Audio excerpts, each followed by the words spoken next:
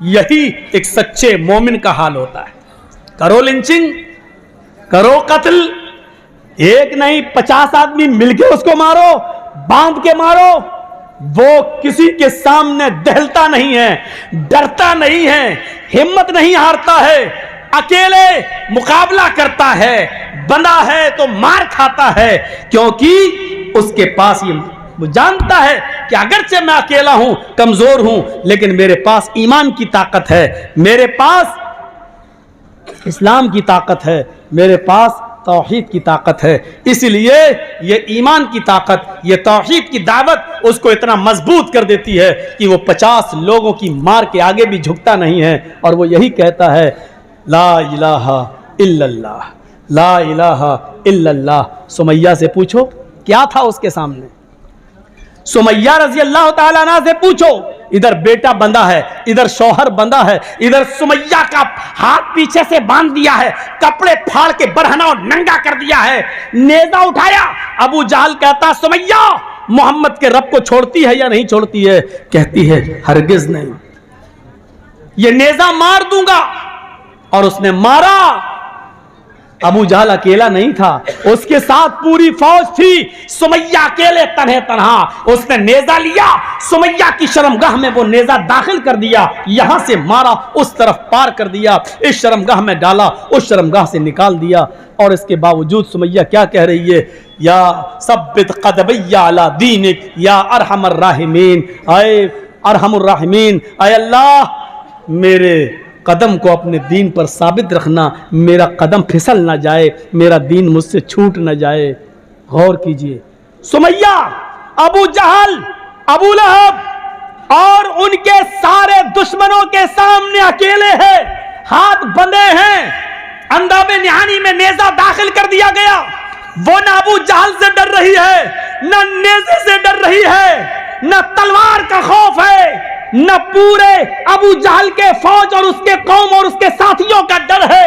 यह कौन सी चीज है जो सुमैया को पहाड़ की चट्टान बनाकर खड़ा किया हुआ है? और सुमैया के दिल में किसी का खौफ नहीं है, उसकी लिंचिंग हो रही है, लेकिन सुमैया किसी से डर नहीं रही है। यह वही ईमान की ताकत है। जैसे एक पुलिस वाला पूरी कौम के सामने डांटता है, पूरी कौम को चिल्लाता है, उसको डराता है, क्योंकि वो जानता है कि गवर्नमेंट हमारे साथ है, ऐसे ही एक सुमैया जानती है कि ईमान हमारे साथ है, इस्लाम हमारे साथ है, अल्लाह हमारे साथ है। और ईमान की ताकत जब किसी के अंदर आ जाती है तो वो फिर किसी से नहीं डरता। हर मुसलमान जो यहाँ बैठा है वो गौर करे कि उसके अंदर कितना ईमान है। हमारे ईमान तो 2 GB नेट में बिक जाते हैं।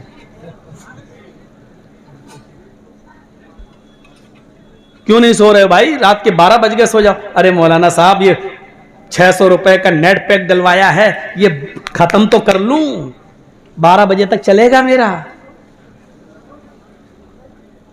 और इस खत्म करने के चक्कर में इसमें क्या क्या चीजें देखी जाती हैं, अलायास बिल्लाह, अल्लाह की पनाह। हमें सोचना चाहिए। तो ईमान की ताकत हमारे पास रहनी चाहिए। फिर सुमैया के 2 पैर 2 ऊंट से बांध दिए गए। ये पैर इस ऊंट से बांधा गया, दूसरा पैर दूसरे ऊंट से, एक का चेहरा पूरब की तरफ, दूसरे का चेहरा पश्चिम की तरफ। और सुमैया नबुर्दा सुमैया के लिए है तने तना है, और इसके बावजूद मुकाबला कर रही है। जानती है कि ये दोनों ऊंट भागेंगे, मेरे बीच से 2 टुकड़े हो जाएंगे, मैं चीर दी जाऊंगी। अबू जहल ने कोड़ा उठा लिया। क्या कहता है सुमैया, इन ऊंटों को भगाने वाला हूं, अभी भी समझ ले, अभी भी समझ ले, अभी भी डर जा, अभी भी मोहम्मद के रब पर अपना ईमान छोड़ दे, अभी भी इस्लाम को तर्क कर दे।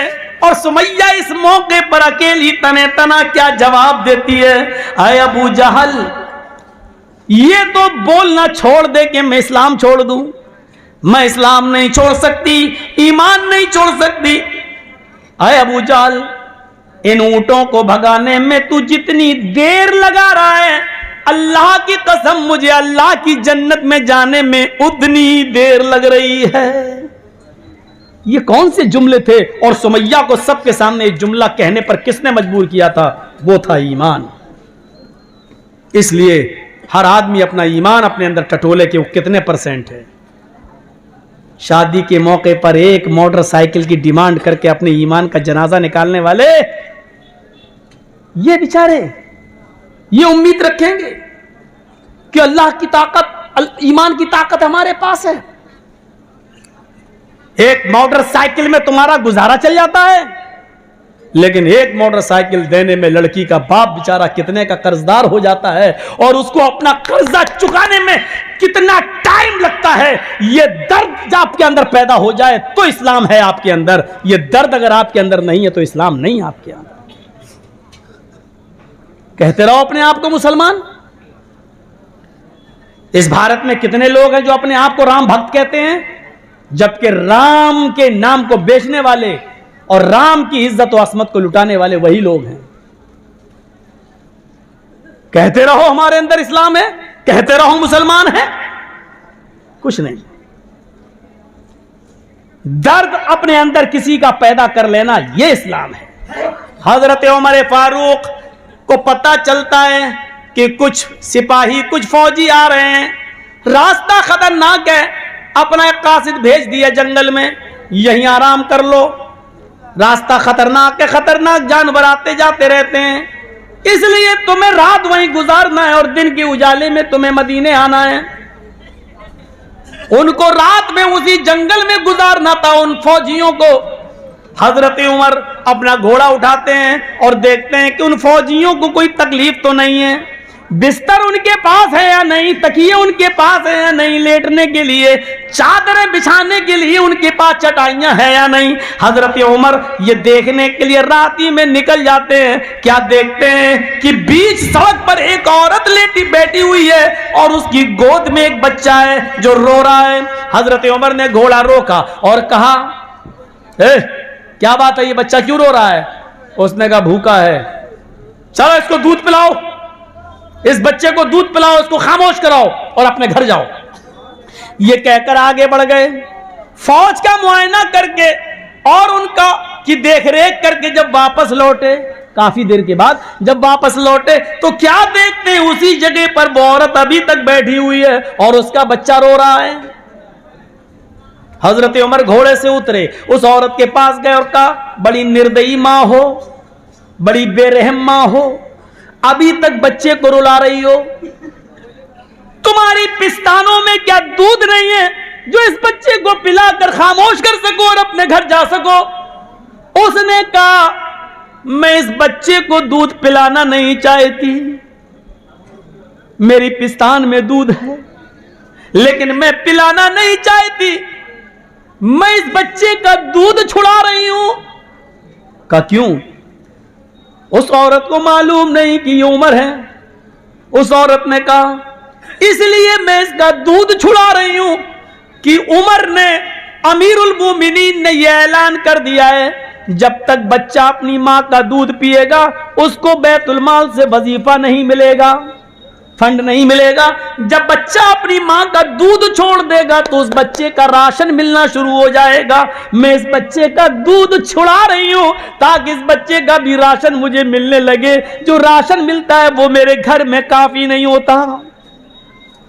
हजरत उमर फारूक की आंखों में आंसू आ गए, नजर आसमान पे डालियों का, उमर तू कितना बड़ा जालिम है, तूने ये कानून क्यों बनाया है कि जब तक बच्चा अपनी मां का दूध न छोड़ दे तब तक उसको वजीफा नहीं मिलेगा। इस कानून के बाद फिर कोई औरत अपने बच्चे को दूध ही नहीं पिलाएगी। जब मां का दूध ही नहीं मिलेगा तो बच्चे में मां की मोहब्बत कैसे पैदा होगी? आपने उसी दिन ये कानून खत्म कर दिया। रहम दिल हो तो कानून वापस लेने में कोई आर महसूस नहीं करता है। मेरा इशारा समझ रहे होंगे अच्छी तरीके से। अब हम खुलकर नहीं बोलेंगे, मुझे इन यूट्यूबर चैनल वालों ने मजबूर कर दिया है। अल्लाह की कसम, जितना इन चैनल वालों ने मुझे रुलाया है, मुझे उतना किसी गवर्नमेंट ने भी आज तक नहीं रुलाया है। परसों तक की तकरीर को काट काट कर इस तरीके से डाला है कि इंडिया टीवी मुझे परसों से नंगा कर रहा है, दिखा दिखा कर यही की तकरीर नंगा कर रहा है। मैं बहुत जल्दी ये कानून बनाने वाला हूं, जिसको भी अगर मुझसे तारीख लेना है, टाइम लेना है, तो इन चैनल वालों पर रोक लगाना होगी। मैं किसी एक को भी अपने तकरीर में घुसने नहीं दूंगा। अगर ये शर्त मंजूर है तो आप हमें बुलाइए आगे। हमें भी अपने आप को सेफ रखना है, हमें भी अपने आप को बचाना है। मेरे भाई, जो जितना इन चैनल वालों ने मुझे रुलाया है, अल्लाह की कसम मुझे मेरे दुश्मनों ने उतना नहीं रुलाया। कह कह के और चीख चीख के मैं थक गया कि योगी और मोदी के साथ मेरी पिक्चर मत बनाओ, लेकिन बना रहे हैं। मैं कह कह के थक गया, मेरी तस्वीर के साथ किसी लड़की की तस्वीर मत जोड़ो, थक गया कह कह के। लेकिन इनके चैनलों ने एडिट कर करके वही दी। इनको पैसा चाहिए, पैसा।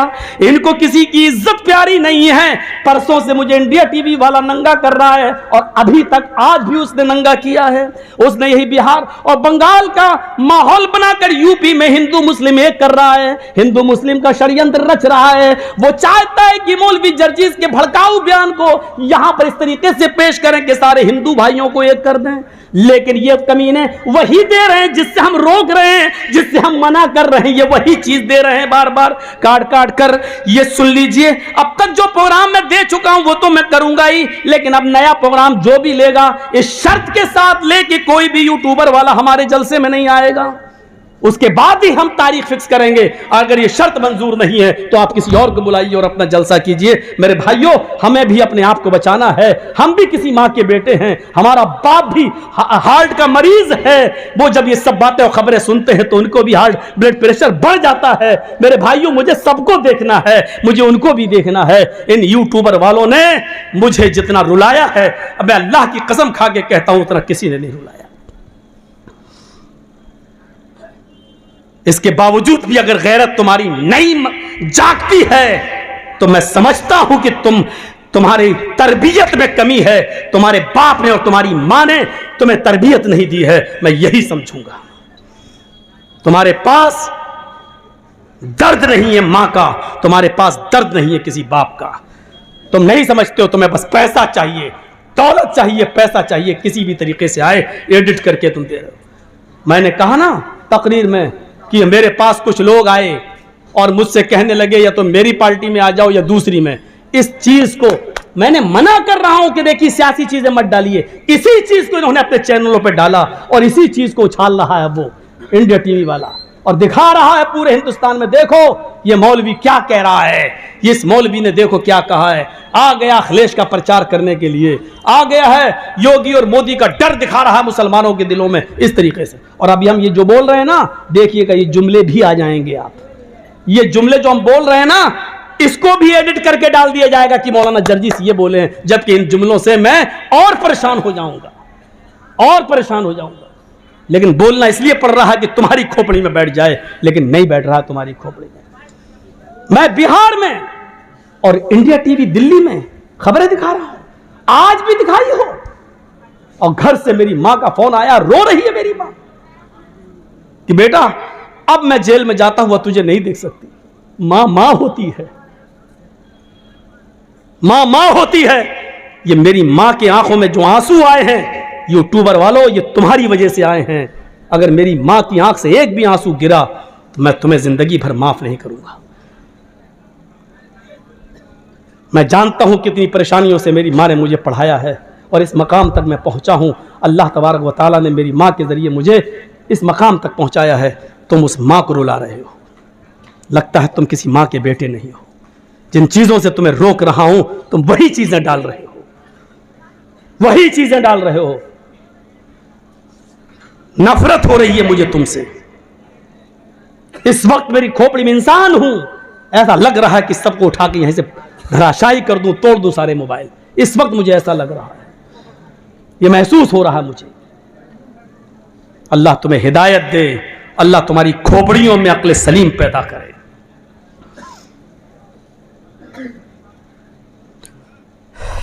पानी है थोड़ा सा। ला तुशरिक बिल्लाही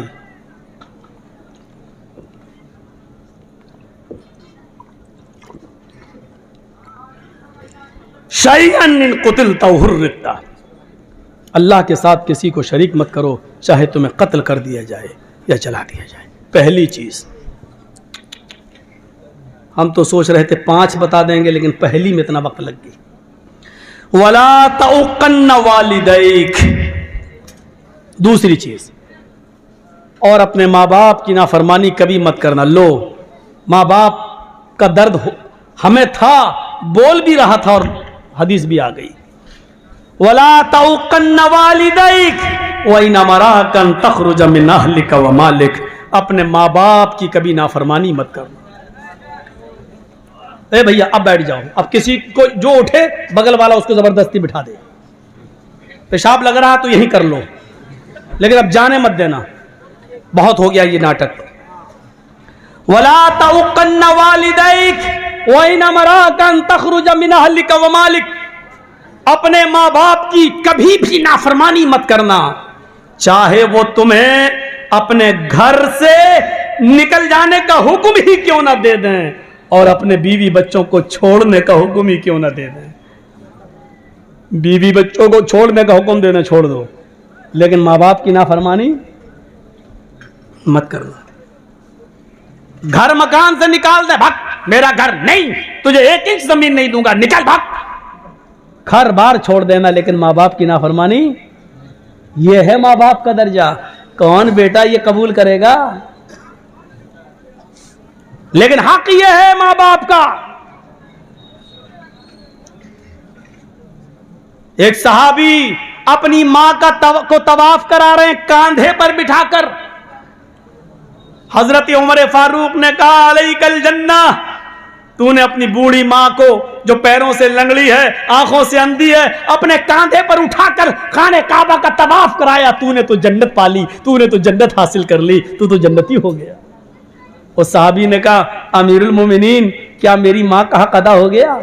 यानी अंधी है, लंगड़ी है, और मैं इसको अपने कांधे पर उठाकर तवाफ करा रहा हूं, पेशाब पायखाना करती है तो मैं ही इसका पेशाब और पायखाना धोता हूं, गंदगी को मैं साफ करता हूं, क्या अभी भी मैंने अपनी मां का हक अदा नहीं किया? क्या मेरी मां का हक अदा हो गया? क्या फरमाया हजरत उमर ने, तूने जन्नत तो कमा ली, लेकिन मां का हक अदा नहीं हुआ।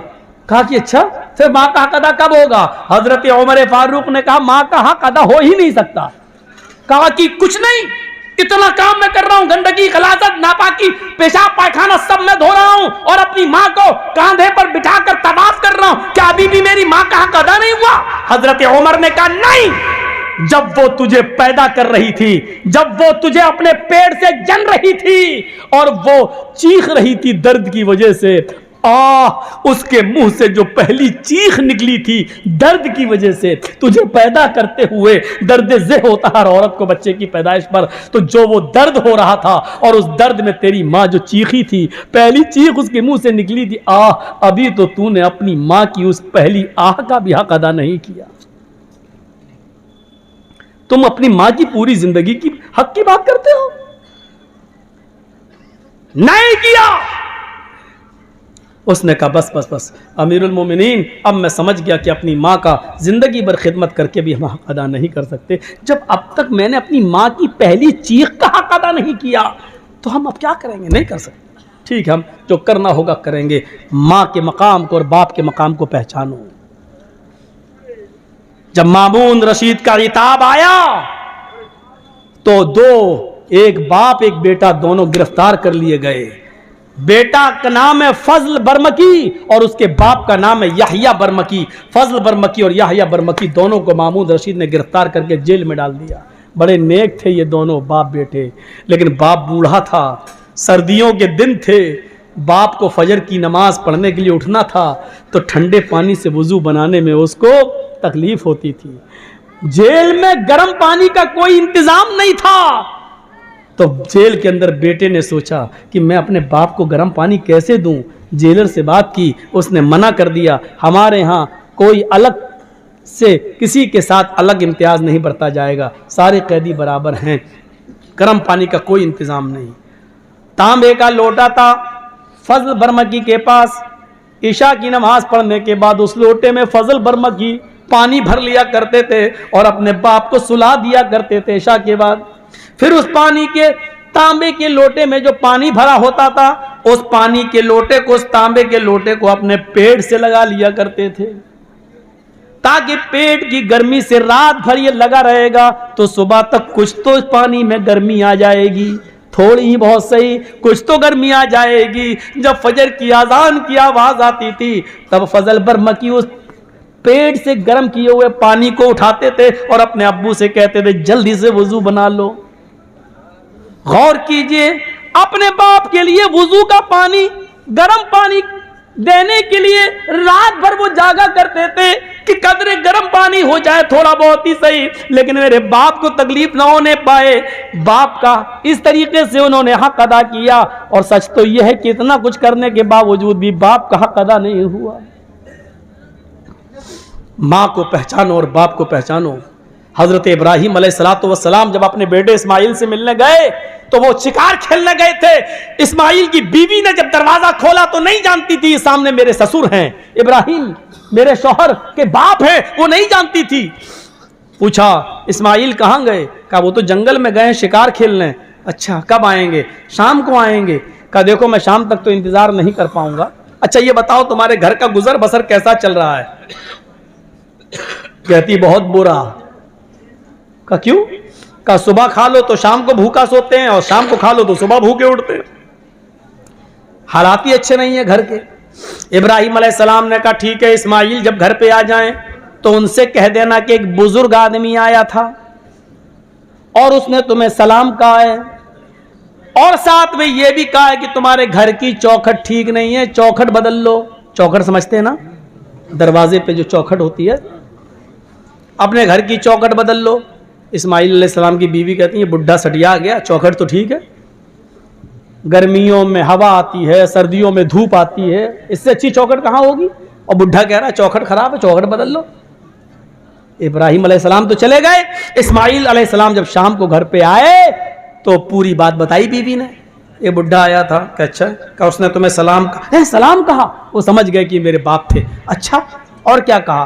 का उन्होंने पूछा घर की गुजर बसर कैसी चल रही है? मैंने कह दिया बहुत बुरी। ओ सुबह खा लो तो शाम को नहीं, शाम को खा लो तो सुबह नहीं। ओह मेरी बीवी ये तुमने गलत किया। कहा क्या गलत किया? जैसे हालात देख रही हूं वैसे बता दिया मैंने सोचा शायद बुढ़ा कुछ लाया हो दे देगा। कहा और कुछ कहा? कहा और कुछ बहकी बहकी बातें कर रहा था, सटिया गया था वो। कहा क्या बहकी बहकी बातें की? कहा उसने बहकी हुई बात ये की, कहने लगा घर की चौखट सही नहीं है, घर की चौखट बदल दो। इस्माइल अलैहिस्सलाम ने हाथ मारा सर पे, कहा मेरी बीवी वो मेरा बाप था और तुमने ये जो कह दिया कि घर का हाल अच्छा नहीं है, सुबह खा लो तो शाम को नहीं मिलता, शाम को खा लो तो सुबह नहीं, ये तुमने अल्लाह ताला की नाफरमानी की है। तुम्हें ये कहना चाहिए था कि अल्लाह का शुक्र, अल्लाह ने मुझे जिस हाल में रखा है हम हर हाल में खुश हैं। तुम्हें यह कहना चाहिए था, लेकिन तुमने ये जुमले नहीं कहे। इसलिए मेरे बाप ने कहा घर की चौखट ठीक नहीं है, बदल लो। चौखट का मतलब यह है कि तुम्हारी बीवी ठीक नहीं है, उसको तलाक दे दो और नेक अल्लाह वाली किसी नेक बंदी से तुम निकाह करो। ये चौखट जो अल्लाह की नाफरमान है, नाशुक्री है, ये औरत जब तुम्हारे पास रहेगी तो तुम भी नाशुक्रे बन जाओगे। हाय मेरी बीवी तुम मुझे बहुत प्यारी हो, लेकिन मेरे अपने बाप की नाफरमानी नहीं कर सकता। मेरे बाप ने चौखट बदलने का हुक्म दिया, इसलिए मैं तुम्हें तलाक देता हूं। इतनी सी बात कह दी थी कि सुबह खा लो तो शाम को नहीं मिलता, शाम को खा लो तो सुबह नहीं, तो इब्राहिम अलैहिस्सलाम ने तलाक दिलवा दी थी इस्माइल से। आजकल की औरतें सोचें अपने शौहरों से क्या क्या कहती हैं। कब से फेयर एंड लवली नहीं आई, कब से क्रीम नहीं मिल रही है तुम्हारे घर में, जब से आई हूं कभी आराम नहीं मिला है। जब देखो रोते रहते हो, जब देखो शिकायत करते रहते हो। मेरी सहेलियों को देखो शादी में कितने अच्छे अच्छे कपड़े पहन के जाती हैं, यही एक कपड़ा 6 महीने से पहन रही हूं। कितनी नाफरमानी करती हैं ये। अगर देखा जाए तो ये तो रोज तलाक की मुस्तहिक हैं। देखा जाए इतनी नाफरमानी करती हैं कि इनको रोज तलाक दी जाए, लेकिन रोज तलाक देना नहीं। रोज क्या, कभी मत देना। अब तो कानून भी बन गया, थोड़ा बर्दाश्त करना पड़ेगा। औरत पिसली से पैदा हुई है। अल्लाह के नबी सल्लल्लाहु अलैहि वसल्लम ने फरमाया कि औरत आदम अलैहिस्सलाम की पिसली से पैदा हुई। फ़इन्ना खुलिक़त मिन ज़िलालिन, औरत को आदम की बाएं पिसली से पैदा किया गया है। व इन्ना अअवज मा फ़ि ज़िलाई अअवज, और पिसलियों आलाहू, इन अअवज मा फ़ि ज़िलाई आलाहू, और पिसलियों में सबसे ऊपर वाली पिसली सबसे टेढ़ी होती है। ये पिसली ऊपर वाली टेढ़ी होती है, ऐसी। जब आप इसको निकालेंगे काट के तो ये पिसली ऐसे निकलेगी, ये ऐसे। आप इसको सीधा करोगे नहीं होगी, करिए ऐसे करेंगे आप, इतनी होगी बस, और जो और करेंगे टूट जाएगी, सीधी नहीं होगी। अल्लाह के नबी ने फरमाया कि फ़इन ज़हबता तुक़ीमुहु कसरतहु, अगर तुम उसको सीधा करने जाओगे तो टूट जाएगी। मतलब समझ रहे हो क्या है? मतलब यह है कि औरत पिसली से पैदा हुई है, जैसे पिसली टेढ़ी होती है औरत भी टेढ़ी रहेगी।